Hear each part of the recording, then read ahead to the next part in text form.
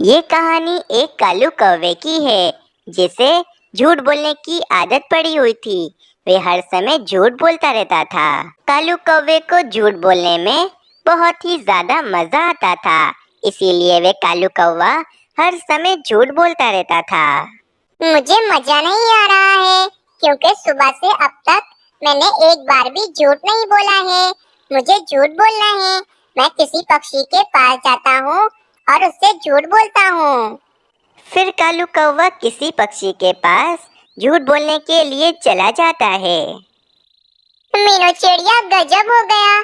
पहाड़ों की तरफ कबूतर बैठा मकई खा रहा था। अचानक कबूतर के ऊपर एक बड़ा सा पत्थर आकर गिर गया और कबूतर अभी बहुत ज्यादा जख्मी है। तुम जल्दी जाओ और कबूतर की मदद करो। हाँ कालू कौवे, मैं अभी जाती हूँ और कबूतर की मदद करती हूँ। ये कहकर वे मीनू चिड़िया पहाड़ों की तरफ चली जाती है। मैंने झूठ बोल लिया। मैंने झूठ बोल लिया। कितना मजा आया मुझे झूठ बोलकर। यहाँ पर तो कबूतर मुझे कहीं पर भी नहीं दिख रहा है। लगता है कोई पक्षी कबूतर को उसके घोंसले में ले गया होगा। चलो मैं कबूतर के घोंसले में जाती हूँ। और फिर ये कहकर वे मीनू चिड़िया कबूतर के घोंसले की तरफ चली जाती है। कबूतर, तुम ठीक तो हो ना? तुम्हें ज्यादा चोट तो नहीं आई ना?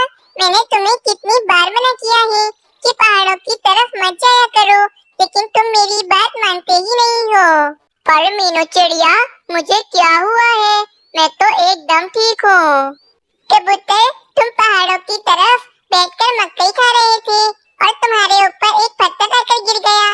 ये बात मुझे अभी कालू कौवे ने बताई है। नहीं भाई, मेरे साथ तो ऐसा कुछ भी नहीं हुआ।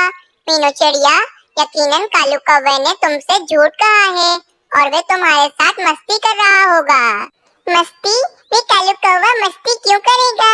उसे मस्ती करने में क्या मजा आएगा? तुम तो जानती हो ना, उस कालू कौवे के पास कोई भी कामकाज तो होता नहीं है।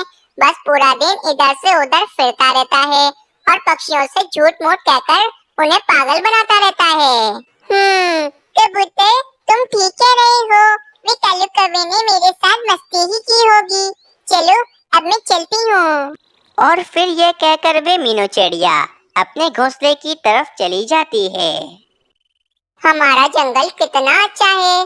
सभी पक्षी एक साथ मिलकर रहते हैं और मीनू चिड़िया को मेरी कितनी चिंता है। अगली सुबह हो जाती है। कालू कौवे को आज फिर से झूठ बोलने का बहुत ही ज्यादा मन कर रहा था। वे कालू कौवा कहता है, सुबह हो गई है। नई सुबह के साथ मुझे कोई नया झूठ बोलना पड़ेगा, वरना मेरा पूरा दिन ऐसा ही जाएगा।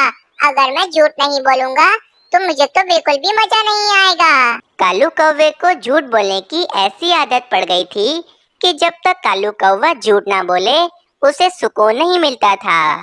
फिर वे कालू कौवा पहाड़ों की तरफ चला जाता है। आज तो मैं ऐसा झूठ बोलूँगा कि सभी पक्षी पागल बन जाएंगे और मुझे बहुत ही मजा आएगा। ये कहकर वे कालू कौवा जोर जोर से चीखने लगता है और पक्षियों को मदद के लिए बुलाने लगता है। कोई मेरी मदद करो, कोई मुझे बचाओ, मुझे खूंखार चील ने पकड़ लिया है। पक्षियों, मेरी मदद करो, जल्दी आओ तुम सब यहाँ पर। कालू कौवे की चीखने की आवाजें जंगल में पक्षी सुन लेते हैं और मीनू चिड़िया कहती है, ये तो कालू कौवे की आवाज लगती है। लगता है कालू कौवा किसी बड़ी मुश्किल में फंस गया है।